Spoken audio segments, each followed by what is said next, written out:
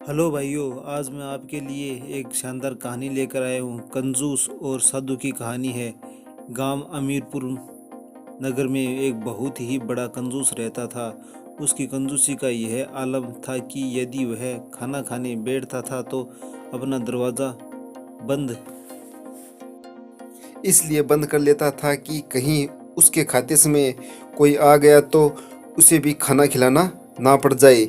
दुर्भाग्यवश एक दिन जिस समय वह खाना खाने के लिए बैठता है तो दरवाज़ा बंद करना भूल गया। अभी वह कंजूस खाना खाने के लिए बैठा ही था कि तभी एक साधु भिक्षा मांगने आ गया। उसने कहा, बेटा, भगवान के नाम पर एक रोटी दे दो।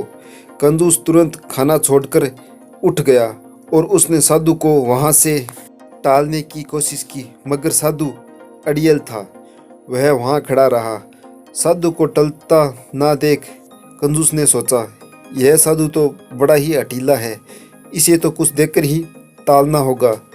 उसने आधी रोटी साधु को देनी चाहिए, मगर साधु ने आधी रोटी लेने से मना कर दिया और कहा, मैं तो पूरी एक रोटी ही लूँगा। लेकिन कंजूस ने उसे पूरी रोटी नहीं देनी चाहिए और साधु ने आधी रोटी लेने से मना कर दिया। फिर क्या हुआ? वह कंजूस खाना खाकर अपने काम पर चला गया। शाम को जब वह लौटकर अपने घर पर आया तो उसने साधु को अपने दरवाजे पर ही बैठा पाया। तब कंजूस ने साधु का अठीलापन देखकर उससे एक पूरी रोटी देनी चाहिए। लो बाबा, तुम पूरी एक रोटी ही लो। एक रोटी अपनी ओर लाता देखकर साधु महाराज ने तुरंत कहा, अब मुझे एक नहीं 2 रोटी चाहिए, क्योंकि अब खाने का दूसरा समय आ गया है। कंजूस ने कहा, तुझे एक रोटी लेनी है तो ले। कंजूस ने साधु पर क्रोध किया, मगर साधु ने वह एक रोटी भी नहीं ली और कंजूस ने साधु के कहने पर 2 रोटियां नहीं दी। कंजूस अपने घर में गया और दरवाज़ा बंद किया और खाना खाया और सो गया। वह सुबह उठा तो उसने साधु को अपने दरवाजे पर ही बैठा पाया। उसे देखकर कंजूस घबरा गया। वह सोचने लगा, यदि यह साधु मेरे दरवाजे पर ही भूखा मर गया तो मैं खाम खा फंस जाऊंगा। तभी उसने साधु को 2 रोटियां देनी चाहिए, मगर फिर साधु ने कहा, अब तो खाने का तीसरा समय आ गया है, अब मुझे 3 रोटियां चाहिए। लेकिन इस बार कंजूस ने 3 रोटियां नहीं दी और साधु ने 2 रोटियां नहीं ली। इस प्रकार 4 दिन बीत गए। साधु 4 दिन तक भूखा रहा तो उसके शरीर में परिवर्तन आना संभाविक ही था। वह मरने की हालत में दिखाई देने लगा। नहीं खाने के कारण साधु ज़्यादा कमज़ोर हो गया। साधु की यह हाल देखकर कंजूस बहुत घबराने लगा। फिर उसने साधु के सामने हाथ जोड़कर कहा, महाराज, आपको जितनी भी रोटियां चाहिए ले लीजिए, मगर आप यहाँ से चले जाइए।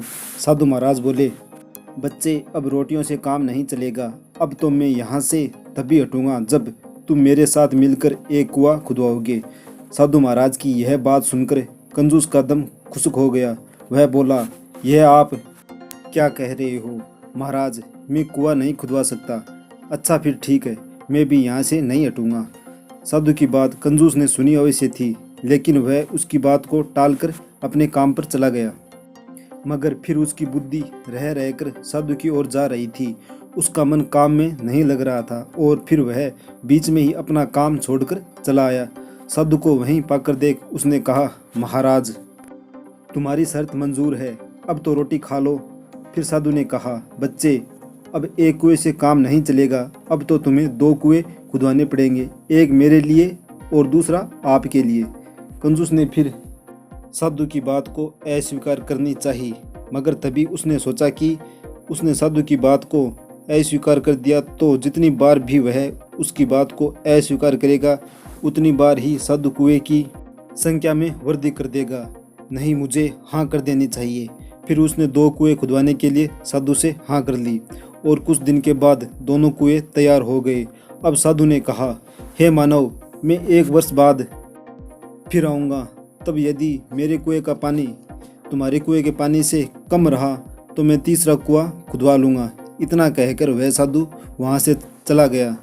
उसके जाने के बाद कंजूस ने सोचा, साधु जिद्दी किस्म का व्यक्ति है, मुझे एक काम करना चाहिए। मैं अपना कुआं खुला छोड़ देता हूँ और साधु के कुएं को बंद कर देता हूँ। लोग मेरे कुएं से पानी निकालेंगे और साधु का कुआं सुरक्षित रहेगा। इससे निश्चित ही मेरे कुएं का पानी कम होगा और साधु के कुएं का पानी ज्यों का त्यों बना रहेगा। फिर कंजूस ने ऐसा ही किया। उसने अपना कुआं खुला छोड़कर साधु महाराज का कुआं ढक दिया। 1 वर्ष बाद साधु अपने कहे अनुसार पुनः आया। साधु को देखते ही कंजूस ने गर्व से कहा, महाराज आप अपने और मेरे कुएं का पानी नाप लीजिए। मेरे कुएं में आपके कुएं से कम पानी है। साधु कंजूस के साथ कुएं के पास गया और बोला, तुम नापो। फिर कंजूस ने दोनों कुओं का पानी नापा। नापते ही वह हड़बड़ा गया। उसको साधु की वह शर्त याद आ गई। उसने कहा, महाराज आप मुझसे कैसी भी कसम ले लो, मैंने आपके कुएं से किसी को भी पानी नहीं लेने दिया, जबकि मैंने अपने कुएं को लोगों के पानी भरने के लिए खुला छोड़ दिया। लोग केवल मेरे कुएं से पानी भरकर ले जाते थे, मगर फिर भी मेरे कुएं का पानी ज़्यादा कैसे हो गया, यह मेरे समझ में नहीं आया। कंजूस की बात सुनकर साधु मुस्कुराया, फिर बोला, अरे बुद्धू, थोड़ी गहराई से सोचो तो सब कुछ समझ जाओगे। कंजूस ने अपने दिमाग पर बहुत जोर दिया, लेकिन उसके समझ में कुछ नहीं आया। फिर साधु महाराज ने उसे समझाया, अरे बेवकूफ़ आदमी, तूने मेरे कुएं से किसी को पानी नहीं भरने दिया और अपना कुआं लोगों के लिए खुला छोड़ दिया। तू नहीं जानता, अक्ल के अंधे आदमी, दान देने से कभी धन घटता नहीं है, तिजोरी में रखने से वह घट जाता है। मेरे कुएं से तुमने पानी निकलने नहीं दिया और अपने कुएं से खूब पानी भरवाया, तभी तो मेरे कुएं का पानी मेरे कुएं से ज़्यादा रहा। साधु की बात सुनकर कंजूस की आंखें खुल गई और फिर वह उसी दिन से दान करने लगा। अब वह जान गया कि दान करने से धन घटता नहीं है। कंजूस एक हद तक ठीक हो गया। कंजूसी यदि ज़्यादा बढ़ जाए तो वह हानिकारक सिद्ध हो सकती है।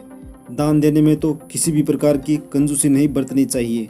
बड़े बड़े ग्रंथों में लिखा है कि दान देने से धन में वृद्धि होती है। अतः मनुष्य को ऐसा होना चाहिए कि वह दान देता रहे। दान देने से ईश्वर प्रसन्न होते हैं। धन्यवाद मेरे दोस्त, आपने मेरी वीडियो को लास्ट तक देखा। प्लीज़ मेरे चैनल को सब्सक्राइब भी जरूर करें।